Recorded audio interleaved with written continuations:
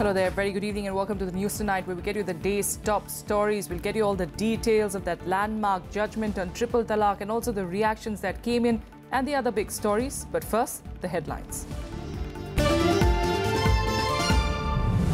Supreme Court strikes down practice of triple talaq as unconstitutional and illegal. Prime Minister Narendra Modi calls it a historic judgment and a powerful measure for women empowerment.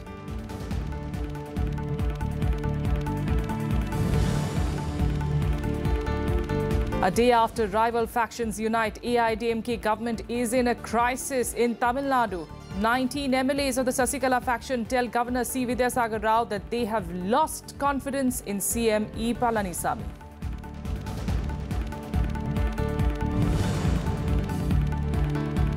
US President Donald Trump warns Pakistan on providing safe havens to terror groups, rules out hasty withdrawal of troops from Afghanistan, and pitches for a bigger role for India in bringing peace to the war-torn country.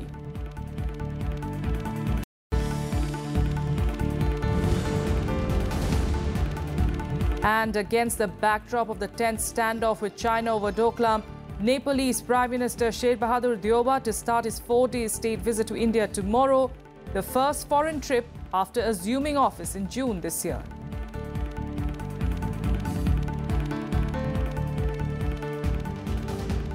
First, in a historic judgment, the Supreme Court today struck down the Muslim practice of triple talaq, calling it unconstitutional and even against the tenets of Islam. The move has been hailed as a crucial move towards gender justice and women empowerment. Here's a look at the major developments that took place through the day. The Supreme Court has struck down the Muslim practice of triple talaq, calling it unconstitutional. By a 3-2 majority verdict, the apex court held that the triple talaq was void, illegal and unconstitutional and against the tenets of Islam. The decision comes after an SC bench comprising of 5 judges of 5 different faiths deliberated for 3 months. In the landmark judgment, the SC bench also referred to abolition of triple talaq in Islamic countries, asking why independent India cannot get rid of it. The Supreme Court said triple talaq violates fundamental rights of Muslim women as it irrevocably ends marriage. The minority verdict of Chief Justice J.S. Kheher and Justice S. Abdul Nazir was in favour of putting on hold for 6 months the practice of triple talaq and asking the government to come out with a law. The majority verdict by Justices Kurian Joseph, R.F. Nariman and U.U. Lalit held it as violative of the Constitution. The majority judgment is in sync with current position prevailing in India and other parts of the world. The majority judgment has realized that it is completely an anathema to millions of Muslim women who from the time they are born live under fear and apprehension that tomorrow they may not have a hearth and a home.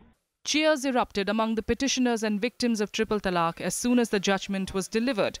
The All India Muslim Women Personal Law Board called it a victory of Islam and Muslim women in the country. ये इतिहास में लिखा जाएगा कि इतना बेबाक और इतना निष्पक्ष और इतना ईमानदारी और सच्चाई का फैसला आया है, जो सीधे सीधे कह दिया कि एक सांस में एक ही बैठक में 3 तलाक असंवैधानिक है। तो मैं समझती हूँ माननीय सुप्रीम कोर्ट ने कुरान शरीफ के कानून को बहुत अच्छी तरह से समझा है और उसके बाद फैसला किया। आज की तारीख बहुत ही ऐतिहासिक तारीख है और जो ये मुस्लिम जो महिलाओं की स्थिति में जो सुधार होगा और उनके लिए मुस्लिम महिलाओं के लिए बहुत ही बड़ा दिन है। ये बहुत ऐतिहासिक फैसला है। ये हमारे लिए मतलब मैं आपको डिस्क्राइब नहीं कर सकती कितनी खुशी की बात है। हम मुसलमान औरतों ने बहुत मेहनत किया है, पिछले कई सालों से मेहनत किया है इस दिन के लिए, जहां आज ये कहा गया है, बेंच ने कहा है कि देश में 3 तलाक अब से गैरकानूनी है। The Prime Minister too hailed the Supreme Court judgment, calling it a powerful measure for women empowerment. BJP party President Amit Shah called the judgment the dawn of a new era for Muslim women. It's a great victory for all those who've always believed that personal laws in India must also be progressive and must be compliant with the constitutional guarantees. It's a one step forward for gender justice, gender equality, and it's good for women. क्योंकि उन्होंने कहा है ना कि कानून बनाना है, तो हम अब सरकार इसको कंसिडर करेगी. Meanwhile, the All India Muslim Personal Law Board has said that it will chalk out its future course of action in its working committee meeting on the 10th of September in Bhopal. We respect the judgments of the Supreme Court. In past also we have respected it.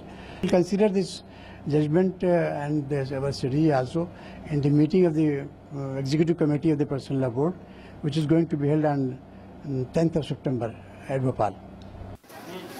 The Muslim women who had filed the petitions had challenged the practice of triple talaq, in which the husband pronounces talaq thrice in one go, sometimes even by phone or a text message to get divorce. The centre had earlier told the bench that it will come out with a law to regulate marriage and divorce among Muslims if triple talaq is held invalid and unconstitutional by the apex court. Bureau Report, Rajya Sabha TV. Well, the government has indicated that there was no need for a new law on triple talaq since existing laws, including the one dealing with domestic violence, are sufficient. Of course, through the day, this historic judgment has been getting a lot of reactions, a lot of it, of course, from political parties and general public as well. Here are some of them. It is a matter of great assurance that the Honorable Supreme Court has declared Teen Talaq as unconstitutional. We salute this verdict. It is an indication of the self-confidence of the new India. मुझे लगता है कि औरतों के जो मामले में जिस तरह से तीन तलाक को लेके जिस तरह से उसका मिसयूज हुआ है, अब्यूज हुआ है, तो मुझे लगता है कि शरीयत के अंदर रिफॉर्म की ज़रूरत नहीं है, अलबत्ता एडमिनिस्ट्रेटिव रिफॉर्म की ज़रूरत है और जिससे कि जो मिसयूज हुआ है, जो अब्यूज हुआ है, वो खत्म हो सके. I think the judgment protects personal laws and at the same time deprecates the practice of triple talaq by the husband given in one sitting. It was not a unanimous judgment.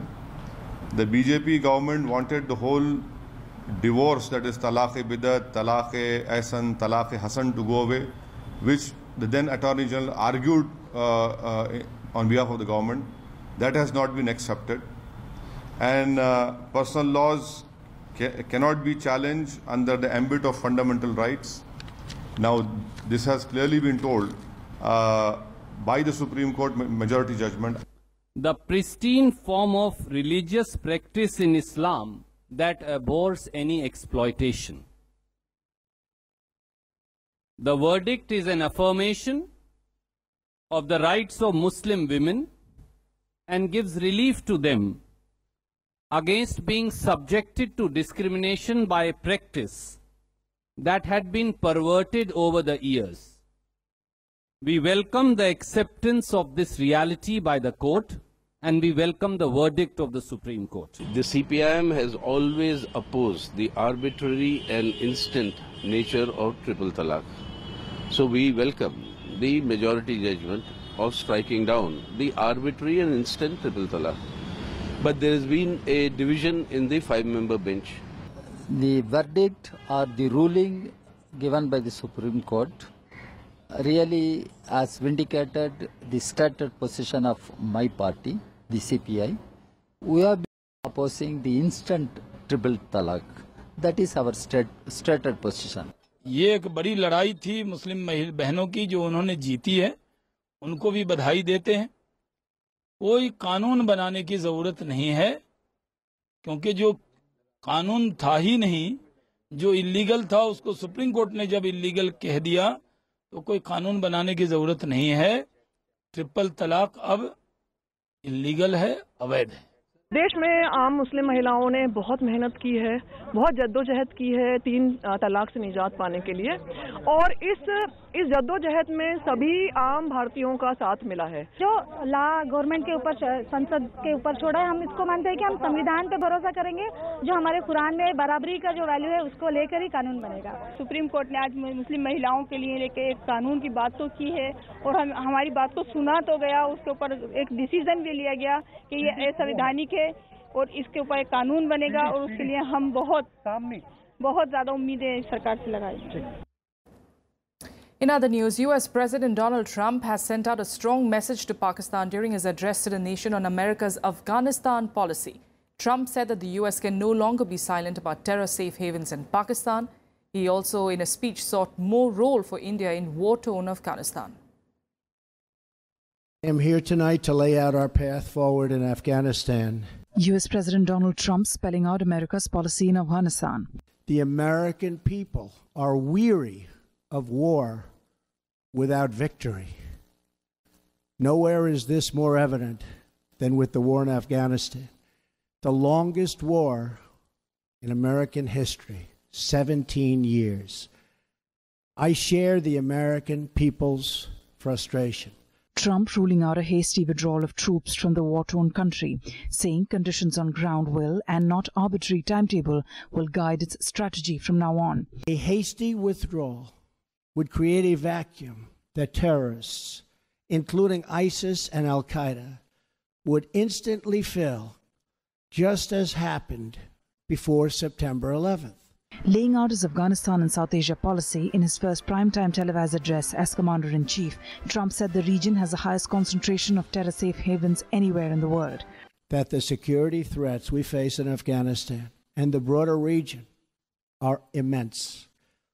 Today, 20 U.S. designated foreign terrorist organizations are active in Afghanistan and Pakistan, the highest concentration in any region, anywhere in the world. For its part, Pakistan often gives safe haven to agents of chaos, violence, and terror. The threat is worse because Pakistan and India are two nuclear-armed states whose tense relations threaten to spiral into conflict, and that could happen. No one denies that we have inherited a challenging and troubling situation in Afghanistan and South Asia, but we do not have the luxury of going back in time and making different or better decisions. Trump used the speech to warn Pakistan to stop supporting terror safe havens. The next pillar of our new strategy is to change the approach and how to deal with Pakistan. We can no longer be silent about Pakistan's safe havens for terrorist organizations, the Taliban, and other groups that pose a threat to the region and beyond. Pakistan has much to gain from partnering with our effort in Afghanistan. It has much to lose by continuing to harbor criminals and terrorists. In the past, Pakistan has been a valued partner. Our militaries have worked together against common enemies. The Pakistani people have suffered greatly from terrorism and extremism. We recognize those contributions and those sacrifices. But Pakistan has also sheltered the same organizations that try every single day to kill our people. We have been paying Pakistan billions and billions of dollars. At the same time, they are housing the very terrorists that we are fighting. But that will have to change, and that will change immediately. No partnership can survive a country's harboring of militants and terrorists who target U.S. service members and officials. It is time for Pakistan to demonstrate its commitment to civilization, order, and to peace. Trump also hailed India's contribution in Afghanistan, but added its role has to be enhanced. Another critical part of the South Asia strategy for America is to further develop its strategic partnership with India, the world's largest democracy and a key security and economic partner of the United States. We appreciate India's important contributions to stability in Afghanistan, but India makes billions of dollars in trade with the United States, and we want them to help us more with Afghanistan, especially in the area of economic assistance and development. Trump also said that the U.S. will work in coordination with the Afghanistan government to restore peace in the region. Military power alone will not bring peace to Afghanistan or stop the terrorist threat arising in that country. but strategically applied force aims to create the conditions for a political process to achieve a lasting peace. America will work with the Afghan government as long as we see determination and progress. There are currently up to 8,400 American soldiers in Afghanistan. The US first invaded Afghanistan in October 2001. The then Bush administration accused the country's then Taliban government of sheltering al-Qaeda leader Osama bin Laden, who had masterminded the September 11 terrorist attacks. Bureau Report, Rajya Sabha TV. And India welcomed US President Donald Trump's new policy in Afghanistan and his statement in Pakistan. The Ministry of External Affairs said that the move will help target safe havens of terrorism in South Asia. MEA spokesperson Ravish Kumar has said that India is committed to supporting the government and the people of Afghanistan in their efforts to bring peace, security, stability and prosperity to their country. He added that India has been steadfast in extending reconstruction and development assistance to Afghanistan in keeping with the traditional friendship with its people and will continue these efforts. Meanwhile, Uzbekistan Foreign Affairs Minister Abdulaziz Kamilov, who is on a 5-day visit to India, called on Vice President M. Venkaiah Naidu in Delhi today. Both leaders discussed issues of mutual importance, during which Uzbekistan's Foreign Minister briefed him about the cooperation between the two countries. Kamilov also had extensive delegation-level talks with External Affairs Minister Sushma Swaraj and Commerce Minister Nirmala Sitharaman. Kamilov's trip is a follow-up to Prime Minister Narendra Modi's recent visit to Astana for the meeting with SCO heads of states. Modi had extensive talks with his counterpart, Shavkat Mirziyoyev, to further strengthen trade and economic relations. India and Uzbekistan have close relations based on centuries of historical and cultural linkages. The relationship was elevated to a strategic partnership during the visit of late President Islam Karimov in 2011. Prime Minister Modi visited Uzbekistan in 2015 and 2016.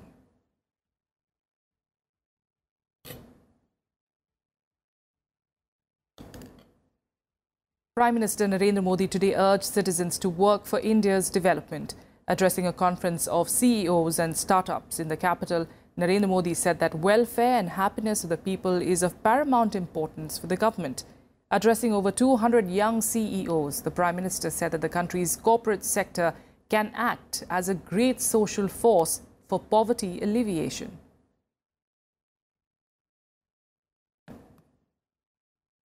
जो सरकार में है उसके लिए सरकार कहाँ रही उसके बजाय ज़्यादा देश कहाँ पहुँचा उसकी जिम्मेवारी रहती है। देश के आखिरी तबके का व्यक्ति कहाँ पहुँचा ये उसका दायित्व है।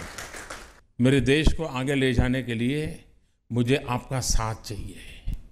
मैं और आप कंधे से कंधा मिला करके काम करें और ये तब होगा जब हमारा मीटिंग ऑफ माइंड होगा। आपकी सोच मेरी योजना का हिस्सा बने, मेरी सोच आपके पुरुषार्थ का एक आधार बन जाए। आप देखिए कैसा बड़ा बदलाव आ सकता है। On to politics, and the drama continued in Tamil Nadu on Tuesday as 19 MLAs withdrew support from the ruling AIADMK a day after they supported Chief Minister E. Palaniswamy. The MLAs met the governor and said that they no longer had confidence in the Chief Minister, prompting the opposition DMK to demand a trust vote. A day after the two rival AIADMK factions came together, a new crisis is brewing inside the ruling party in Tamil Nadu. 19 MLAs supporting party Deputy General Secretary TTV Dinakaran on Tuesday withdrew support to CM E. Palaniswamy. The 19 MLAs are among the 121 MLAs who supported Chief Minister E. Palaniswamy. They have told Governor C.V. Rao that they had no confidence in the Chief Minister. All the 19 MLAs met Excellency Governor and submitted the letter. These things has happened this morning. If no motion confidence, already I think announced by the Stalin from DMK party, we will wait and see that our Deputy General Secretary will take decision later what we want to do. Meanwhile, Dinakaran sacked senior leader and Rajya Sabha MP R. Vathalingam from all party posts. Dinakaran also dubbed the AIADMK merger as a betrayal of Party General Secretary V.K. Shashikala. In a series of tweets, he also questioned the durability of the arrangement. The move comes a day after Vethalingam, a loyalist of the Chief Minister, said steps will be taken to remove jailed party chief V.K. Shashikala from the AIADMK. Now, kind information, we removed one Vaidilingam from the party. Just now removed our Deputy General Secretary. One by one we will go seriously, no doubt about it. Our target is both the EPS and the zero PS. Zero Pannirselvam and Edapadi Pannirselvam. In another development, DMK President M.K. Stalin wrote to the governor demanding a trust vote in the assembly. With the revolt by the 19 MLAs, the merged AIADMK has only 114 votes, 3 short of the majority mark in the assembly. Bureau Report, Rajya Sabha TV. And here's a look at some more national news updates in Nationwide.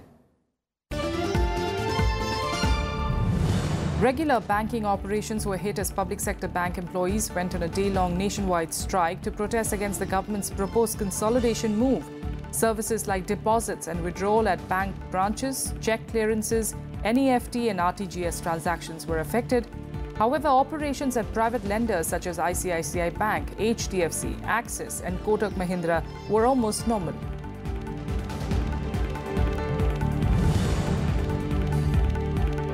A militant was killed today in an encounter with security forces in Handwara area of North Kashmir's Kupwara district.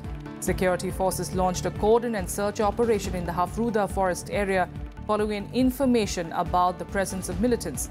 The militants opened fire on security forces who retaliated, triggering a gun battle.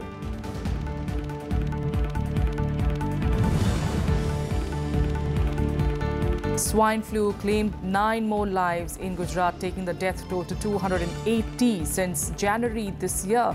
At present, 1,981 H1N1 infected people are being treated in different hospitals across the state. 17 are on life support systems. Meanwhile, in Odisha, the death toll rose to 19, with 3 persons succumbing to the H1N1 virus.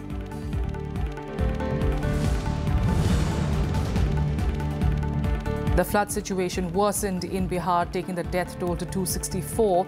The worst affected districts include Araria, Katihar, West Champaran and Sitamarhi. On the other hand, in UP, the death toll has reached 72. Over 20 lakh people have been hit by the current spell of floods in 24 districts in the state.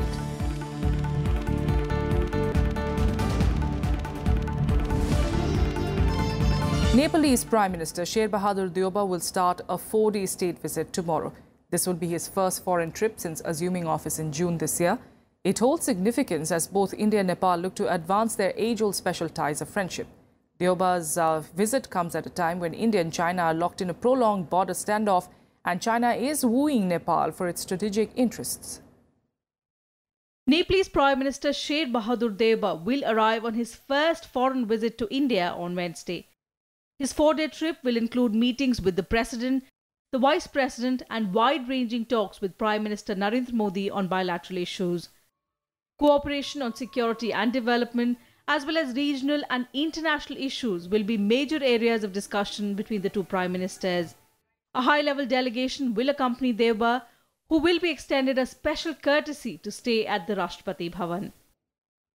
Big development project in Nepal that is going to be constructed from Indian assistance, and on the top of that is Pancheshwar Development Authority, Arun Tesro, Upper Tamakoshi and other infrastructure development.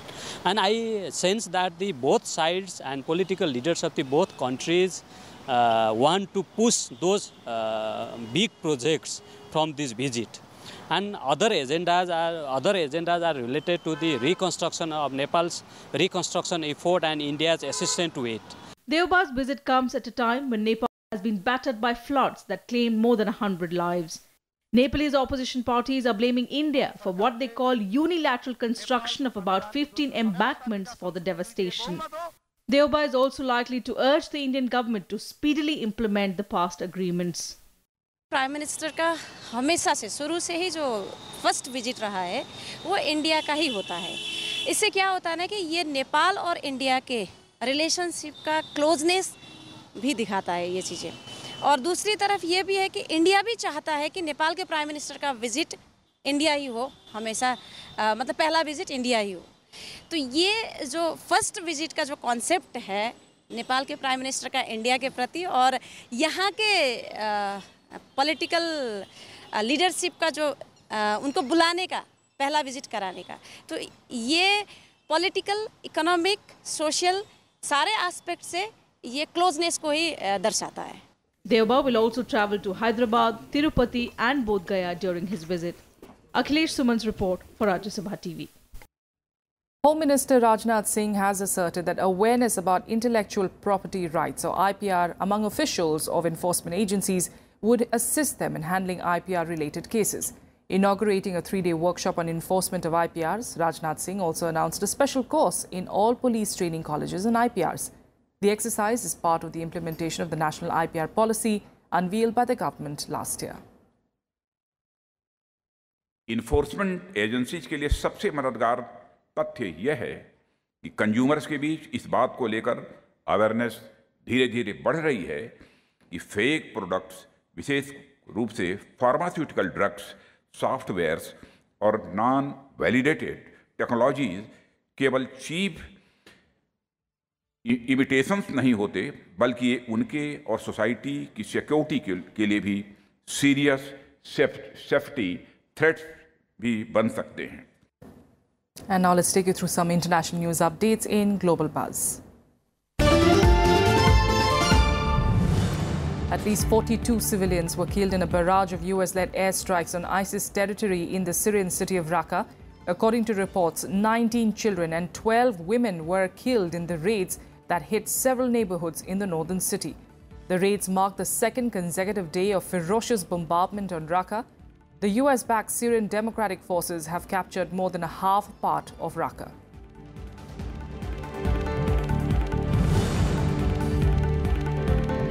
South Korea conducted bomb and poison gas simulation drills at a subway station in Seoul. About 200 personnel from the Seoul Metro Police, military, fire department and about 60 citizens took part in the exercise at the Sadang subway station. While North Korea denounced the drills, North Korea's state-run television, KRT, said that the North views the US-South Korean military exercises as preparations for invasion.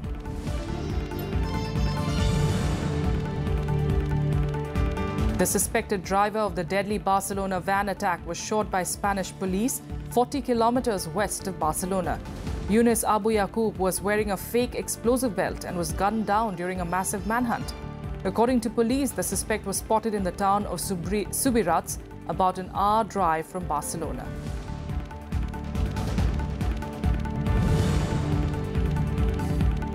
A tornado accompanied by rainstorm hit Nenjiang County, north of China's Heilongjiang province, which blew away roof tiles and construction materials. The tornado lasted about 10 minutes and shattered the window glasses of some vehicles and 10 houses in a residential quarters.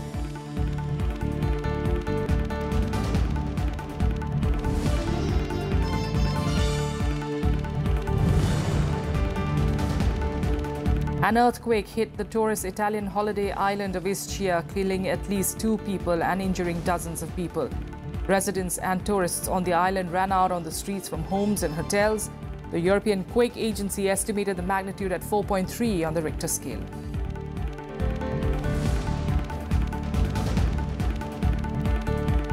And that's all we could pack in on the news tonight. Thank you so much for joining us.